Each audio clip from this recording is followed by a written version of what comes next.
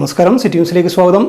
മണാലിയിൽ മകൾക്കൊപ്പം വിനോദയാത്രയ്ക്ക് പോയ കോഴിക്കോട് കുറ്റ്യാടി സ്വദേശിനി നഫീസുമയെ അധിക്ഷേപിച്ച സംഭവം കാന്തപുരം വിഭാഗം നേതാവ് ഇബ്രാഹിം സഖാഫി പുഴക്കാട്ടിലേക്ക് മറുപടിയുമായി അബ്ദുള്ളക്കുട്ടി. ഭർത്താവ് മരിച്ച സ്ത്രീക്ക് ലോകം കാണാൻ അവകാശമില്ലേ എന്നാണ് അദ്ദേഹം ചോദിച്ചത്. വീഡിയോ ഇതിനകം തന്നെ സോഷ്യൽ മീഡിയയും ഏറ്റെടുത്തു. ഹജ്ജിന് പോലും സ്ത്രീകൾ ഒറ്റക്കാണ് പോകുന്നതെന്നും അബ്ദുള്ളക്കുട്ടി പറഞ്ഞു. വിമർശനം തീർത്തും ഇസ്ലാം വിരുദ്ധമാണ്. എന്തിനു വേണ്ടിയാണ് ഒരു മതപണ്ഡിതൻ ഇത്തരത്തിൽ പറയുന്നതെന്നും മനസ്സിലാകുന്നില്ലെന്നും അബ്ദുള്ളക്കുട്ടി വീഡിയോയിലൂടെ പ്രതികരിക്കുന്നുണ്ട്.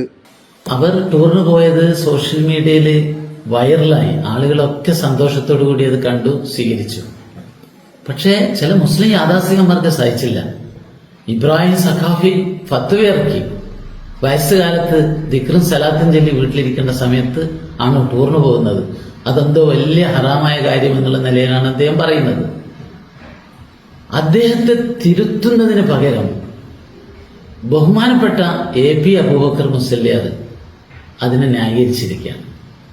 ഉസ്താദെ, ഇത് വളരെ മോശമായിപ്പോയി. ഇസ്ലാമിക ലോകത്ത്, പ്രത്യേകിച്ച് സൗദി അറേബ്യയിലൊക്കെ വരുന്ന മാറ്റം ഉസ്താദ് ശ്രദ്ധിച്ചിട്ടുണ്ടോ? കഴിഞ്ഞ വർഷം ഇന്ത്യയിൽ നിന്ന് ആൺതുണയില്ലാതെ 4000 സ്ത്രീകൾ ഹജ്ജിന് പോയിട്ടുണ്ട്.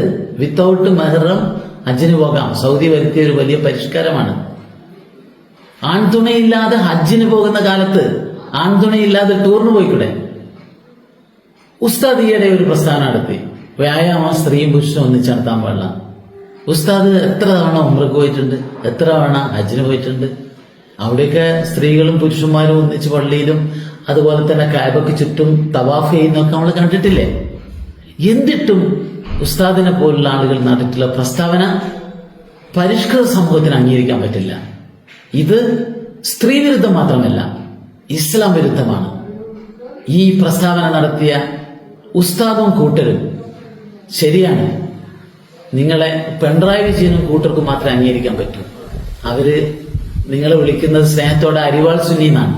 അതുകൊണ്ടാണല്ലോ കേരളത്തിലെ ഹജ്ജ് കമ്മിറ്റി ചെയർമാൻ പട്ടം വീണ്ടും നിങ്ങൾക്ക് കിട്ടിയത്. 25 വർഷം മുൻപ് ഭർത്താവ് മരിച്ച വല്യമ്മ പ്രാർത്ഥനയുമായി മുറിയിൽ കഴിയേണ്ടതിനു പകരം അന്യദേശത്ത് മഞ്ഞുവാരി കളിക്കാൻ പോയെന്നായിരുന്നു പുരോഹിതന്റെ വിമർശനം. പ്രസ്താവനയ്ക്കെതിരെ സമൂഹ മാധ്യമങ്ങളിലും വിമർശനം രൂക്ഷമാണ്. ഈ വീഡിയോ അതിവേഗം സോഷ്യൽ മീഡിയയിൽ പ്രചരിച്ചു. പിന്നാലെ നഫീസ് ഉമ്മക്ക് സമൂഹത്തിന്റെ നാനാ തുറകളിൽ നിന്നുള്ളവർ പിന്തുണയുമായി എത്തി. മണാലിയിൽ മകൾക്കൊപ്പം ടൂർ പോയ നഫീസ് ഉമ്മയുടെ യാത്രയും റീലും ആഴ്ചകൾക്ക് മുമ്പ് വൈറലായിരുന്നു. മണാലിയിൽ പോയ മഞ്ഞ് കണ്ട നഫീസ് ഉമ്മയുടെ സന്തോഷം നിറഞ്ഞു നിന്ന ആ വീഡിയോ 5 ബില്യണിലധികം ആളുകളാണ് ഇൻസ്റ്റഗ്രാമിൽ മാത്രം കണ്ടത്.